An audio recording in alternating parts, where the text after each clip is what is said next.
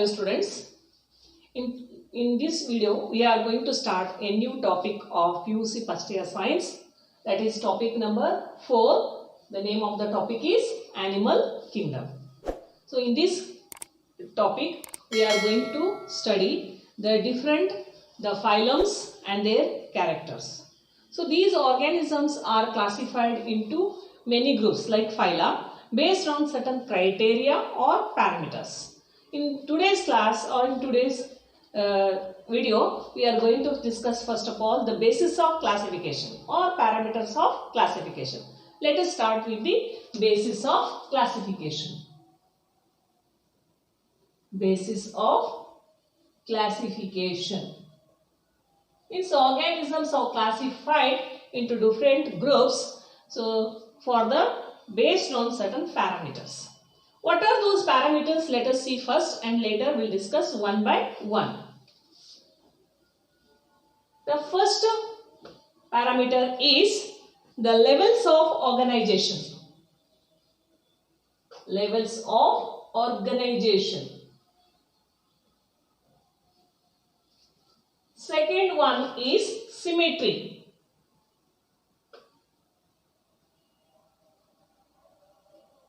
Third one is germ layers. Fourth one is coelom or body cavity.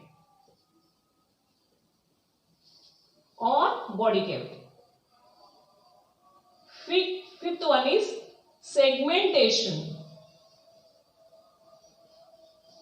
And last one is notochord.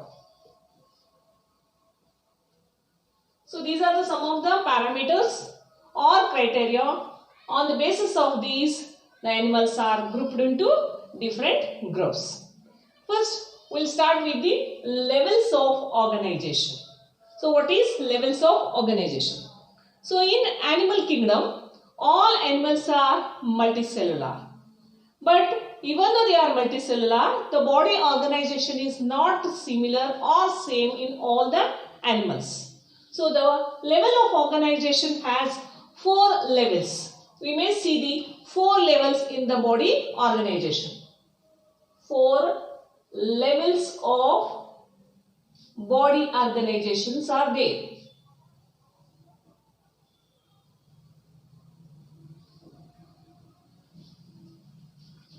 First one is cellular level. Cellular level of body organization. Cellular level of body organization. So already we know the animal body is made by multi-cells or they are multicellular. But even though the body has many cells, but there is no coordination between the cells. Because means the cells are doing their own function independently without any coordination with the neighboring cells. There are many cells, but there is no coordination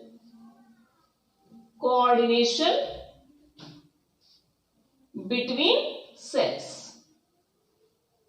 Means every cell has its own function and it performs independently without interacting with any neighbor cells. Means there are group of cells, many cells, but they are not mingling or interacting with each other. Means that we call the no coordination.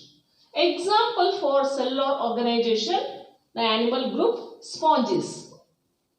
Sponges show cellular level of body organization, which we also call the foriferans.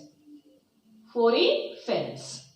We see cellular level of body organization in the sponges or foriferans. Second level is tissue level of body organization. Body organization.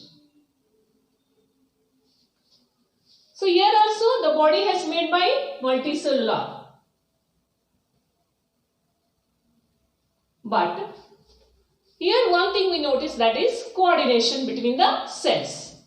All these cells or many cells, they are coordinated, means they have interacted, or they may all together form a group. That group we call as a tissue.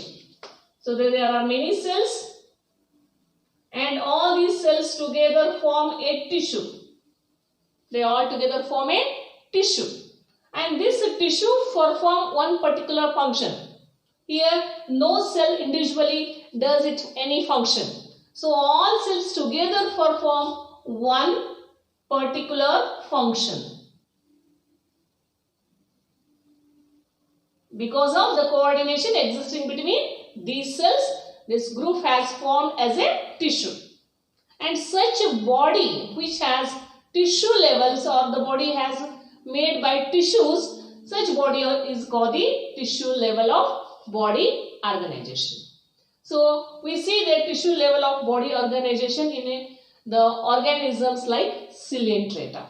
So we see the Coelenterata, the tissue level of body organization. Example, Coelenterata. So the next is the organ level of body organization. Third level is organ level of body organization.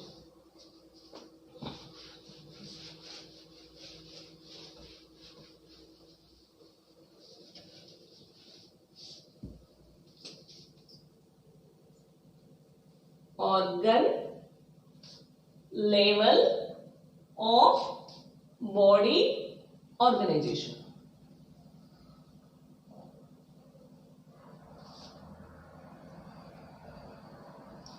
So here many tissues together perform one function by forming an organ. So here is a one group or one tissue. Here is another tissue. This is, we may call the A tissue, and this one is called a B tissue. So this is made by group of cells with particular shape, size, structure, and this group is made by another group of cells which may also have the different shape, size, structure. So this is one tissue, this is another tissue, but they both together form one organ. They form a organ. And this organ does one particular function.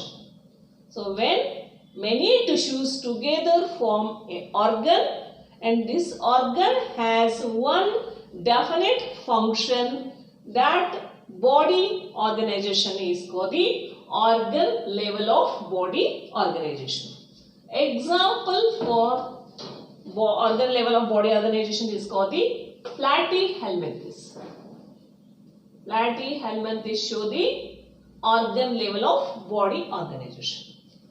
The fourth level is organ system. Organ system level of body organization. Means here many organs together form a organ system. For example, if you take the digestive system, it's a one organ system which has many organs like mouth, teeth, tongue, esophagus, pharynx, stomach, intestine. These are the different organs, but they all together form a one system, that is digestive system, and their main function is to digest the food. So when there is a definite system which is made by many organs, and such body organization is called the organ system level of body organization. So we may see the organ level of body organization in organisms from Aschelminthes to all the chordates. The example for organ system is Aschelminthes to chordates. So all these organisms show the organ system level of body organisms. But there is a certain complexities in organ system level of body organization. For example, if you take the digestive system only. Digestive system. A digestive system may be two types. It may be incomplete digestive system, or it may be complete digestive system. the digestive system may exist in two types or two forms. Incomplete digestive system means the one which has only one opening in the body. Means the same opening act as both mouth as well as anus. There is no anus, you may see. So the only one opening is there, and that only act as both anus as well as mouth. And such digestive system is called the incomplete digestive system. But in the complete digestive system, there are two openings, whereas mouth is there and also it is also ended with the anus. The alimentary canal has two ends, two openings. One anterior end has mouth as an opening and posterior end it has the anus. And such digestive system is called the complete digestive system. We see the complete digestive system in all the higher animals. We may also give one more example for the complexities in the organ system, that is circular system, circulatory system. Circulatory system is also two types. It may be open type of circulatory system or maybe closed type of circulatory system. In open type of circulatory system, the blood pumped by the heart is flow within the body cavity, where the body tissues and organs are directly bathing within the blood, and that cavities are also called the hemocoel, because the blood is not circulating within the blood vessel. It's circulating within the body cavity and tissues and organs are bathing within the blood. Such circulatory system is called the open. For example, in case of arthropoda, we see the open circulatory system. But in case of closed circulatory system, the blood pumped by the heart is circulating throughout the body within the blood vessels like arteries, veins and capillaries. And such circulatory system is called the closed circulatory system. For example, in case in organisms like human beings or reptilia, amphibia, apes, they all show the closed type of circulatory system. So this is the first criteria or parameter to classify the organisms. So we'll move to the second parameter.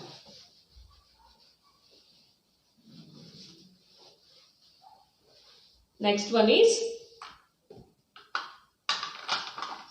second parameter is symmetry. Symmetry means the shape of the body. There are two types of symmetry. One is asymmetrical, another one is symmetrical.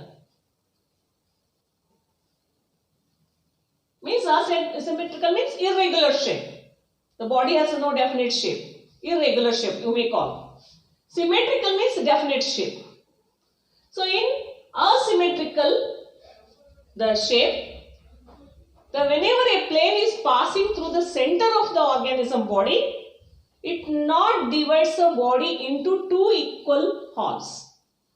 The central, the axis or the plane is not cutting the organism's body into two identical or equal halves. For example, the organism body is somewhat like this. If you cut this organism by this plane passing through the center of the organism body, it won't give two equal or identical halves. One part is different from the other part. So these are the unequal parts. They are non-identical parts. Such symmetry is called the asymmetrical. Example, sponges. Example for this is sponges or foriferous. So second type is symmetrical. The symmetrical is again divided into two types. One is bilateral symmetrical and radial symmetrical. In symmetrical there are two types. Bilateral symmetrical means if the any plane is passing through the center of the organism body, it gives two equal or identical parts, like left part and right part both are identical. For example, if this is the insect,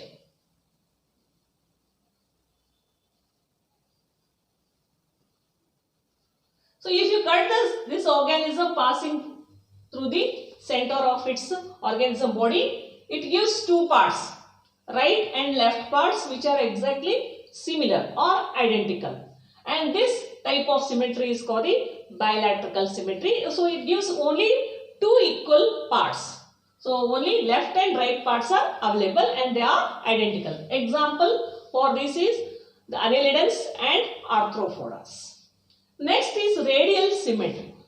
Radial symmetry means if you any plane passing through any side, either passing through the center, if you pass the plane in this manner, you will get the two equal parts. If you cut the organism body in this manner, then also you get the two equal parts. If you cut the organism in this plane, then also you get the two equal parts. Means if any plane passing through the center cuts, if it gives the two equal parts, then it is called the radial symmetry.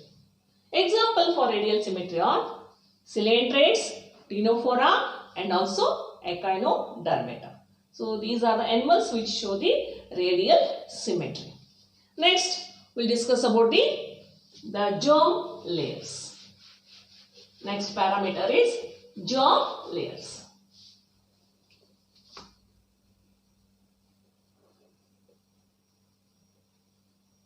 So here also we divide into two parts. One is diploblastic and triploblastic.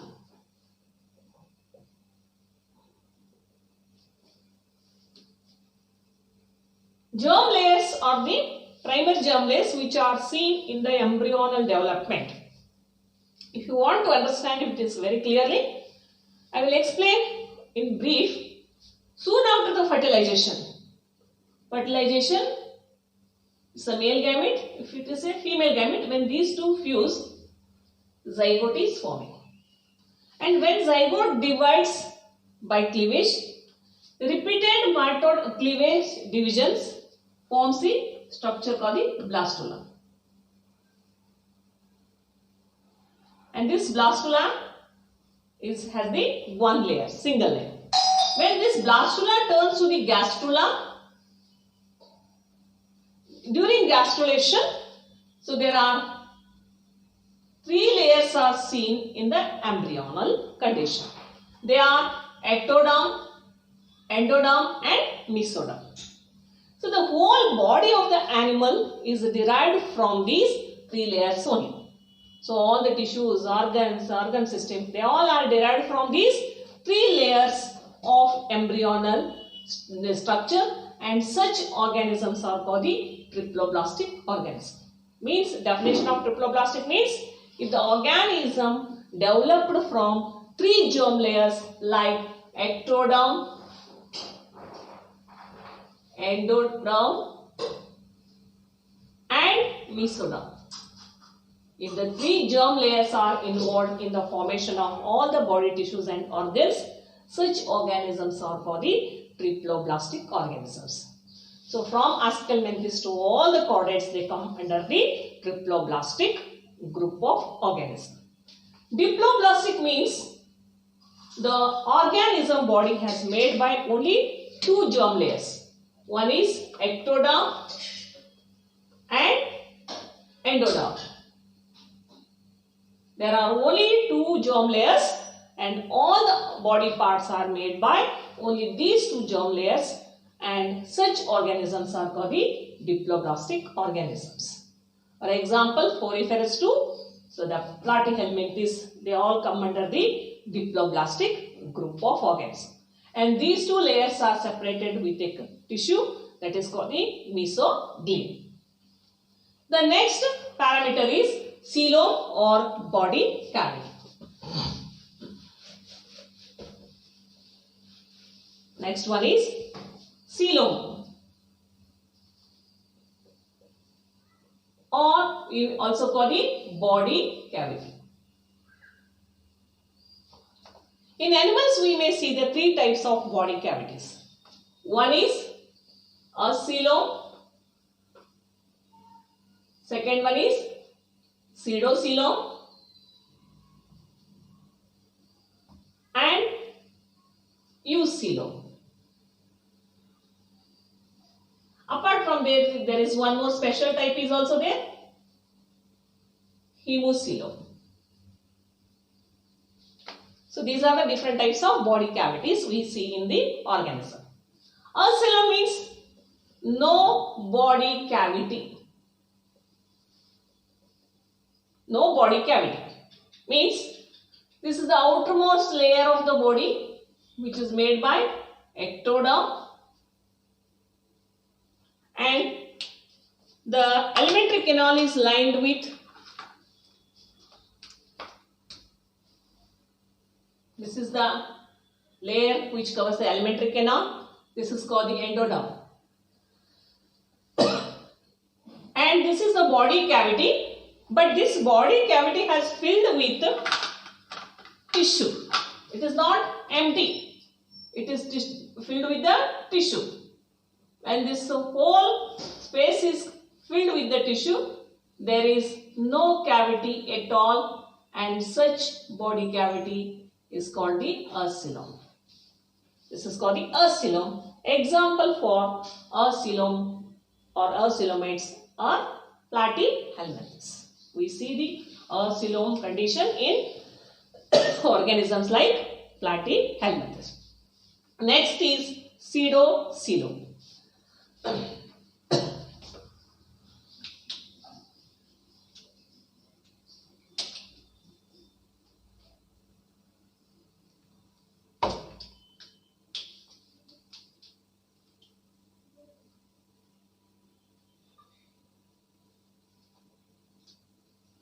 Ectoderm.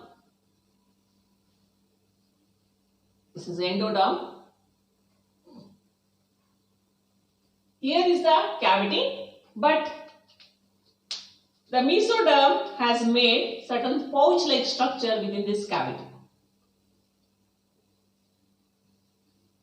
Mesoderm has made certain pouch-like structure. It looks like there is a cavity, but it is not true cavity because it is not lined by the mesoderm. Mesoderm is in the form of a pouch-like structure, and such cavity is called the pseudocoelom. Organism having pseudocoelom cavity are called the pseudocoelomates. Example, Aschelminthes.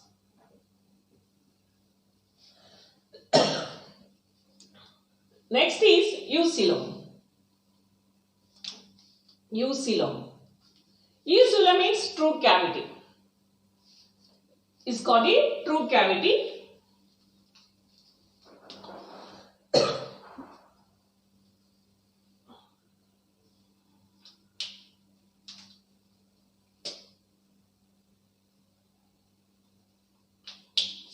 Ectoderm, endoderm. This is ectoderm. The inner one is endoderm. Both have lined by mesoderm. Ectoderm lined with mesoderm internally, and endoderm lined by the mesoderm externally. So when mesoderm is lining the cavity on the ectoderm as well as endoderm, such cavity is called the eucoelom, and organism possessing eucoelom are called the eucoelomate. But there is one more cavity called the hemocoelom, which is also a true coelom, but this cavity is filled with the blood. This cavity is filled with the blood, and such cavity is called the hemocoelom, and organisms are called the hemocoelomate. Example, arthropod. So these are the body cavities on which we are differentiating or classifying the organisms. The next one is segmentation. The next criteria is segmentation. So animal body has externally and internally divided into many segments, and there are repetitions of certain the body parts. For example, in case of earthworm,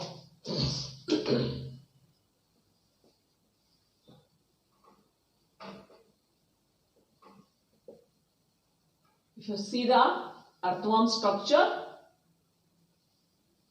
there are ring-like structures we see. This is one segment, this is another segment. So one segment is separated from another segment with a small depression externally, which we may call the sulcus or metameris. And internally also the segment is separated by a septum.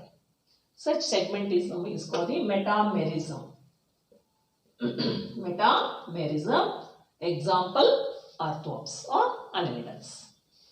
And next one, or the last criteria for the basis of classification, is the notochord. Sixth one is notochord.